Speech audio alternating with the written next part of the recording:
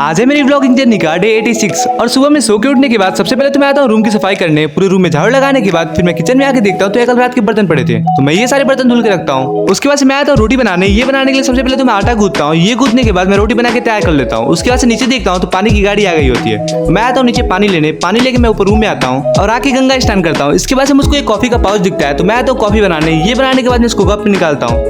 इसको पीने के बाद मैं अपने शेड्यूल में बैठा होता हूँ अपना फिजिक्स का लेक्चर कंप्लीट करने।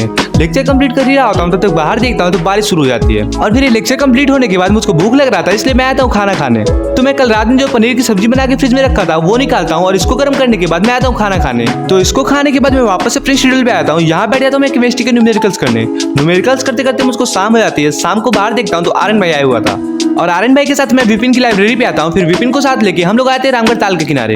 यहाँ आके थोड़ी देर रुकने और बातें करने के बाद फिर हम लोग वापस घर आ जाते हैं। और घर आके मैं देखता हूँ कि यहाँ पे लाइट नहीं आया हुआ था तो मैं सोचता हूँ थोड़ी देर वेट कर लेता हूँ। तब तक लाइट आ जाएगा तो मैं बैगन की सब्जी बना दूंगा। और अब 1 घंटे वेट करने के बाद भी लाइट आने की कोई संभावना नहीं दिख रही थी इसलिए मैं सोचता हूँ बाहर से ऑमलेट लेते आता हूँ और रोटी बचा ही हुआ है तो मैं उसके साथ खा लूंगा।